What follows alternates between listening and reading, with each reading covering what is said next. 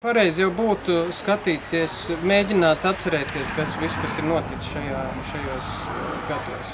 Bet reāli es saprotu, ka lielākā daļa cilvēku nav spējīgi to izdarīt.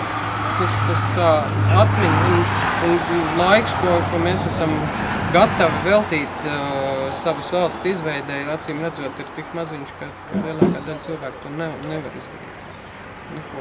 Varbūt izslēgt televizoru, ka tikko kā parādās politiskā reklāma, zinot, ka reklāmas ietekmē cilvēku zem racionālā līmenī. Kāpēc tiek tik augstu vērtēti visi it kā rīcības cilvēki? Tāpēc, ka Latvijā pastāv šis tāds ļoti vienkāršotais uzskats, ka cilvēks, kurš ir spējis kaut ko izdarīt un panākt savā mūžā, jebkādiem līdzekļiem ir zināmā mērā apbrīnas cienīgs.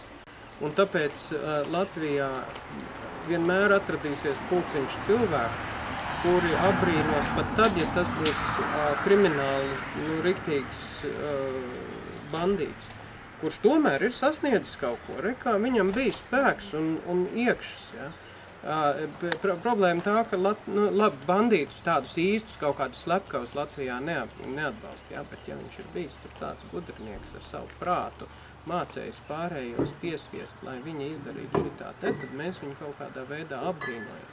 Neskatoties uz to, ka tāpēc, piemēram, ir jāslēdz skolas, ka tāpēc mūsu bērniem nav, varbūt ne mums, bet citā rajonā, nav bērniem, kur iet uz skolu, tāpēc mēs esam zaudējuši darbu, tāpēc, ka viens visu laiku spieda gāzi grīdā, tāpēc tagad visi ir zaudējuši darbu, bet pārsteidzošā kārtā tie paši, kas ir zaudējuši darbu, sēž un apbrīno. Vai cik labi redz, ka viņš nezaudēja darbu, ja?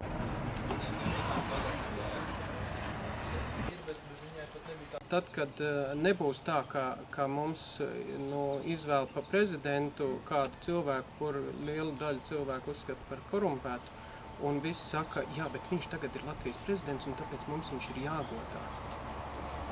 Tad, kad kā cilvēks, jā, neskatoties uz to visu, ko viņš ir iepriekš darījis, tagad tāpēc, ka viņš ir amatā, mēs viņu godāsim.